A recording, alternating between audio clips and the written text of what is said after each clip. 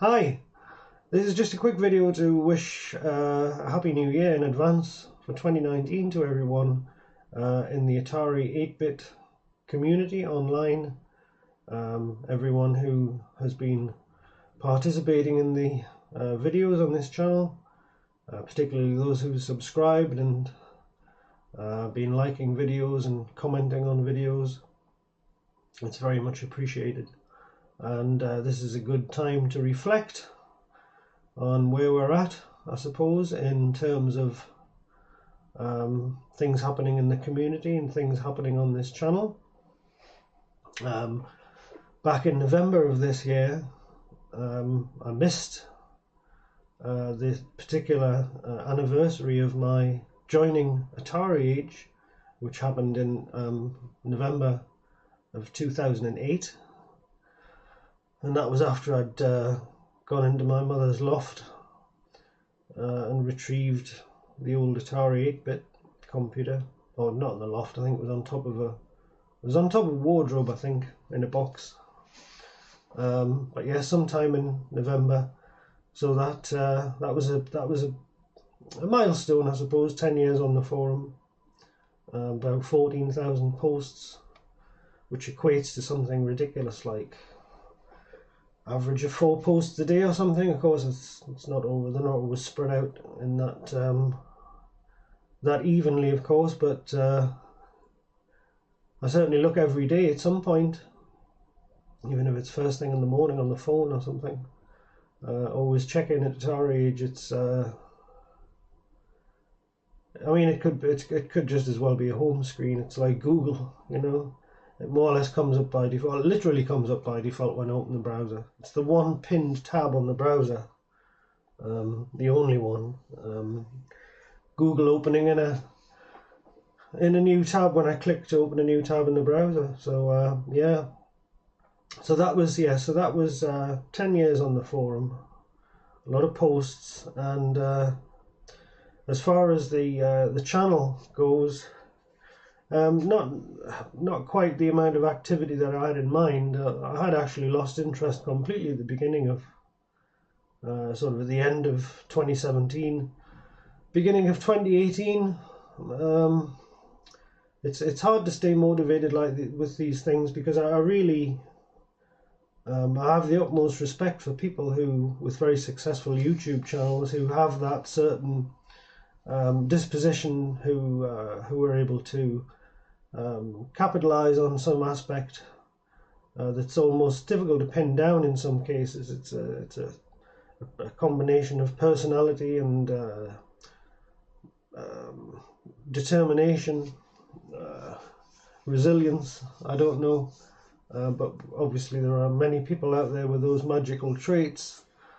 But I have the utmost respect for people who set out to do something along these lines and have the tenacity to follow it through, even when things it's a long job. It's a lot of effort. So for people who choose to pursue that as their primary activity, I think it's pretty remarkable. But nevertheless, well, there were some interesting videos this year, and I do, at the end of, as we come to the end of 2018, I do continue to have some interesting ideas for new projects. And I did take notice of some of the comments that were left on the 500 subscribers video.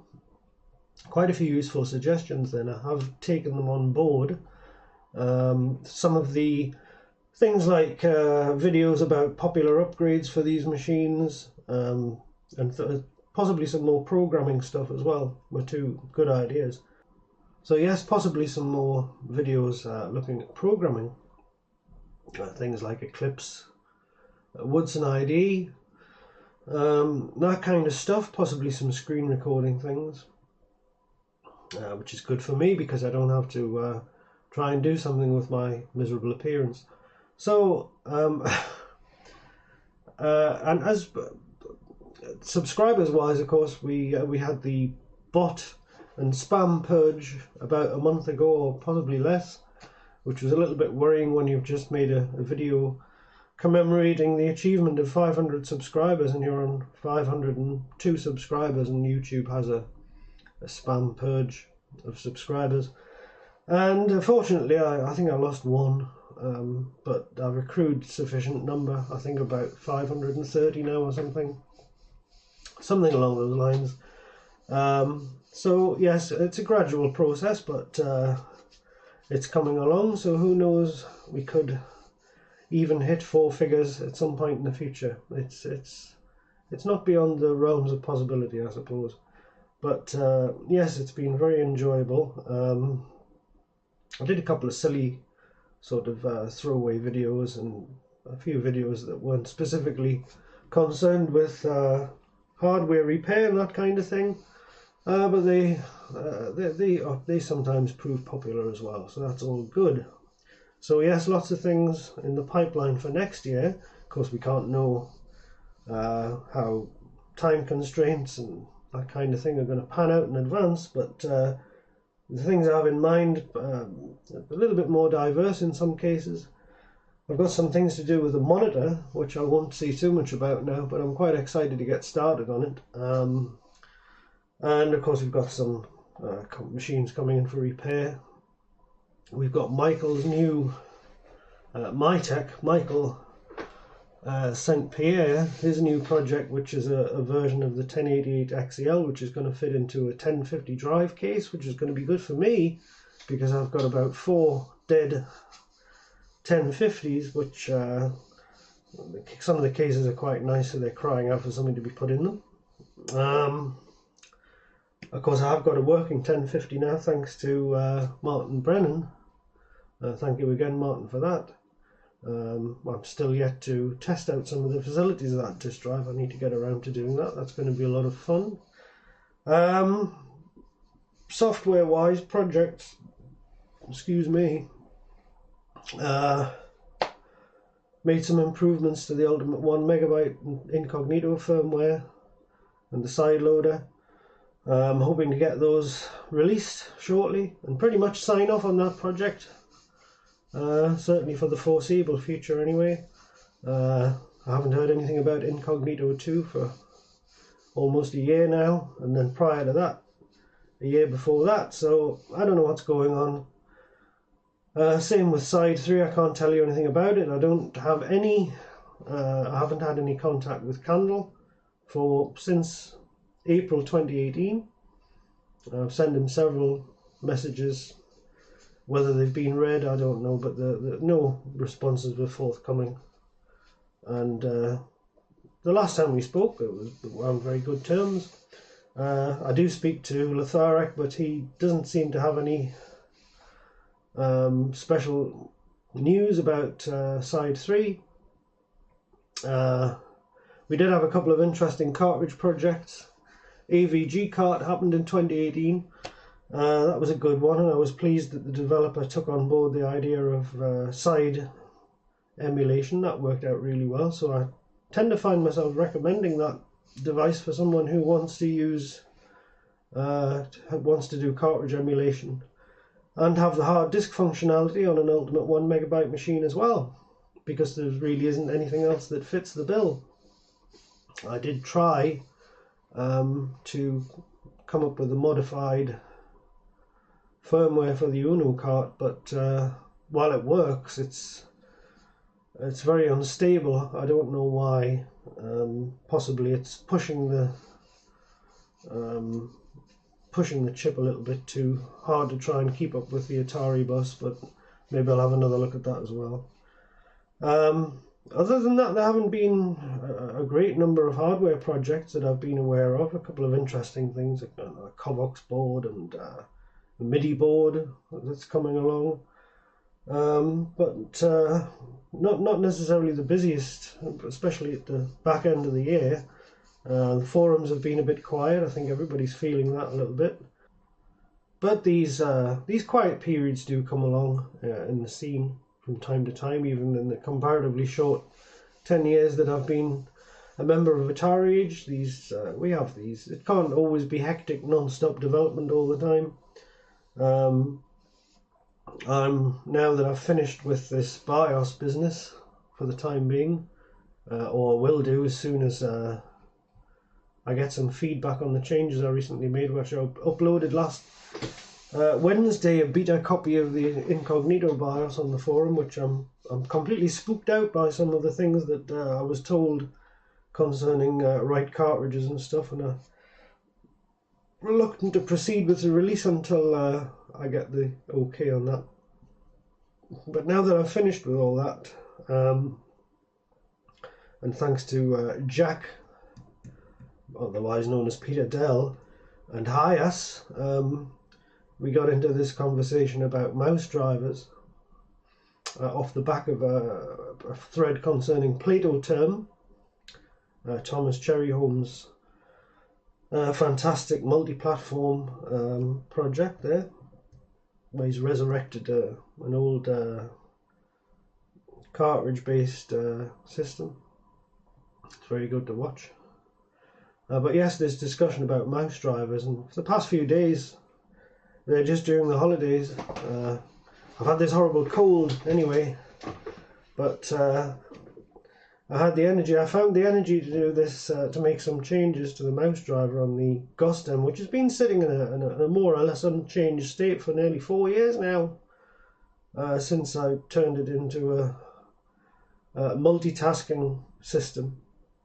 A frenetic period of activity at the end of 2014, I think it was, before I got lost in firmware stuff and repairs, soldering videos and stuff like that. But yes, a discussion about how to keep, because on the 8-bit Atari, it's a lot of work for the CPU to sample the mouse sufficiently quickly to ensure that movement is smooth. And I thought it'd be fun to try and do this while we're also doing serial I/O and that sort of thing. Could be quite a challenge, but got something now thanks to those discussions and some good ideas from those people. Got something that should work really well. So I'm feeling with a project like this, it just takes a few little how can I put it? A few little home truths about when you think, oh well, it's with it being such a slow computer, this isn't going to work. You know, you're going to have no mouse when the disk drive's running, and it's not going to quite be the sort of utopian ideal that you maybe had in mind when you were speeding along with the project and doing all sorts of wonderful things. But to have to realize that it could actually be better than I'd imagined or could have hoped it would be, thanks to some good ideas coming my way, really rejuvenates enthusiasm, and I'm working on it now, and it's most interesting, and it's given me, it's sort of reignited the flames of interest in this, and certainly, as I've said before, it's going to require a massive rewrite to just make the thing so it's fit. I'm sure programmers out there will know what I mean when you write something and it's built in a sort of ad hoc fashion. In this case, I started off with a window manager and some menus, and then suddenly a kernel comes into the back of it and a scheduler, and it came together. It was like learning to play the guitar, a little bit here and a little bit there, just taking a little bit from everywhere. And it doesn't necessarily make for a clear, grand view of where the thing is going in a modular design and that kind of stuff. So now is the time to go back and rip it apart and put it back together in a way that it would have been had I designed it in this way from the word go. So that's what we're going to do next, and it's going to be a lot of work, but probably not more work than it took at the end of 2014 to turn it from a single tasking window manager that was going to sit on top of DOS, and to turn that into a complete operating system that is preemptively multitasking, which I did, with a brand new window manager, and rewrote almost everything. So it's possible to do. I'm a little bit older now, but hopefully we'll find the energy and the motivation to get that done. I think it'll be worthwhile, and we'll see where we go with it. So I'm looking forward to it very much. And some thank yous anyway. I've mentioned Hyas and Jack, Peter Dell. And obviously this was the year that we got the 1088 XEL firmware finalised and released among the other builds for Ultimate 1MB, and that happened in July. That was the end of a really great project, and I want to thank my tech, Michael St. Pierre, for that. McCrory as well, and everybody else who was involved in the beta thread for that project. I want to say a big thank you to Albert. I haven't really spoken to Albert an awful lot this past few months this year. A couple of check-ins, but I want to thank him for continuing with Atari Age, which is just a fantastic resource. It's our home, really. As I say, there isn't a day goes by when I don't look at that forum at least once. And Albert's doing a fantastic job of maintaining and improving Atari Age. So a big thank you to Albert, and I wish him all the best for 2019, and I hope Atari Age continues to go from strength to strength, because it really is the benchmark. It is the forum. Although I do, of course, we've got a couple of good Polish forums, Atari Area and Atari Online, which definitely deserve a mention. We've also got Atari Sector, which is a very small forum, but I know the gentleman who runs that one, and some good stuff there as well. We have some fun there from time to time. And a big thank you to everybody who sent in machines to be upgraded and repaired this year, as always. I really appreciate that. I appreciate the fact that you put your trust in me and you chose me to work on them, and that means a lot, and it gives me a lot of pleasure as well to see people who are happy with what's been done. And we've got some more coming in the new year, some more interesting things to do, and yeah, so thank you to everyone who's got involved in one way or another. If you haven't, this is the first time you visited the channel, please subscribe if you'd like to, and fingers crossed we'll have some good stuff in the new year.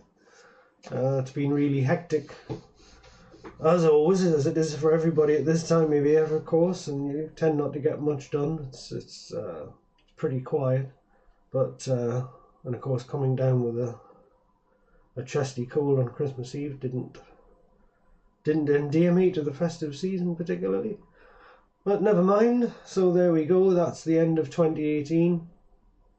Thanks again to everyone who watches and who gets involved and participates.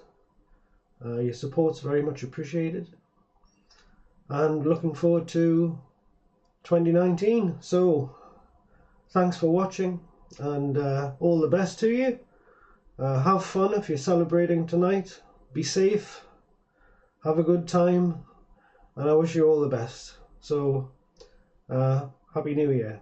Bye bye for now.